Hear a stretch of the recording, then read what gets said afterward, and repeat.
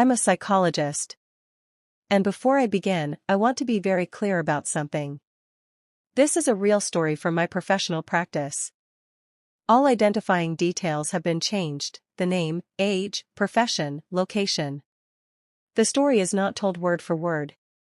And my focus is not on the person, but on the internal psychological process that many people experience in silence. If at any point you feel uncomfortable listening to this, that might be a sign that this story is touching something personal. Because this is not a story about money. It's a story about fear. Over the years, I've heard hundreds of stories about success that didn't feel safe. About people who finally got what they wanted and suddenly wanted to run away from it. Today, I want to share one of those stories. Let's call this person Alex. Alex is in their early 30s. When Alex came to see me, they didn't start by talking about money. They started by saying, "I think something is wrong with me." That sentence alone already tells a lot. Then Alex added, "I'm earning more than I ever have in my life. And I've never been this anxious."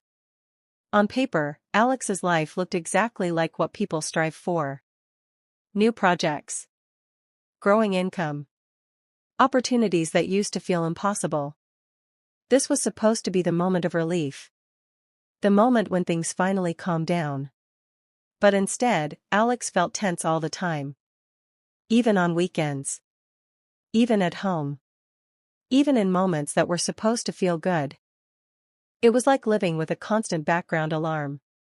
A quiet but persistent sense that something bad was about to happen. Alex described it this way. "It feels like I walked into a room I don't belong in. Like someone is going to tap me on the shoulder and say, 'This isn't for you.'" What made it worse was that Alex started sabotaging themselves. Delaying decisions. Overthinking simple choices. Questioning projects that had already proven successful. And then Alex said something very quietly. "I'm scared of my own success."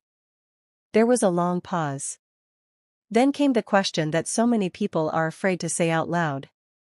"Maybe I'm just not built for big money." That moment is important.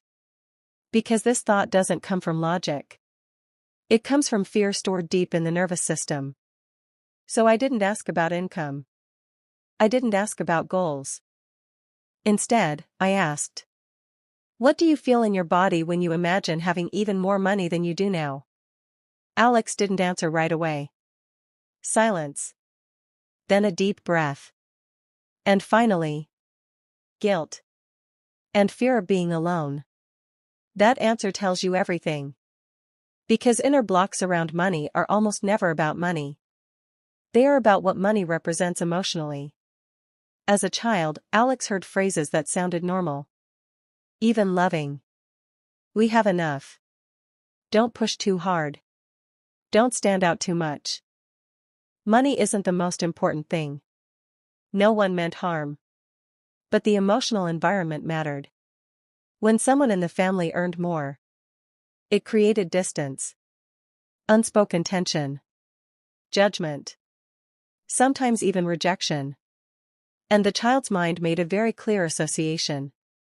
If I have more than others, I risk losing connection. Not consciously. Not logically. But emotionally. Physically. The body learned. More equals danger. Years passed. Alex grew up. Became capable. Independent. Strong. And when the money finally arrived, the old alarm system turned on. Not because something was wrong, but because something was unfamiliar. The nervous system doesn't care about success. It cares about survival. It whispered, "Careful. This is too much. You're going to pay for this. You'll lose people. You'll be alone." For many women, this fear often shows up as guilt. A deep fear of being seen as selfish. Fear of losing love or emotional closeness. For many men, it often shows up as pressure. Fear of expectations. Fear of responsibility. Fear of being exposed if they fail. Different expressions. Same root. So the body reacts. Anxiety. Tightness. Restlessness. Insomnia. The urge to step back. Because going backward feels familiar. And familiar feels safe. If you recognize yourself here, this is not a personal failure. This is a protection system that once made sense. The psyche always chooses safety over growth. Even if growth is what you consciously want. So we didn't work on earning more money. We worked on a deeper question. What do you believe you will lose if you allow yourself to have more? The answers were never about money. They were about losing love. Losing belonging. Losing approval. Becoming different. Becoming separate. Being too much. These fears live beneath awareness. And they influence every decision. At one point, Alex said something very important. I think I believe that if I succeed, I'll have to choose between money and connection. That belief had been shaping Alex's life for years. But once it was seen, once it was named, it could begin to soften. Slowly, Alex started to experience something new. Not confidence.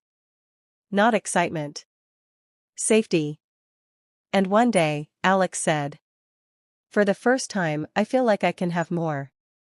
And still be myself. Still belong. Still stay connected. That's when money stopped being a threat. Not because fear disappeared, but because it was understood. If this story feels familiar, you're not broken. You're protecting something very old. And protection can be renegotiated.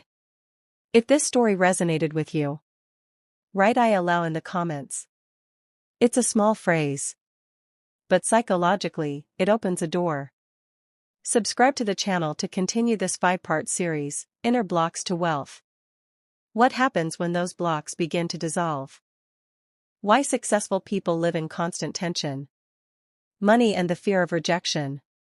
And how inner blocks affect relationships and career. Thank you for staying with me until the end.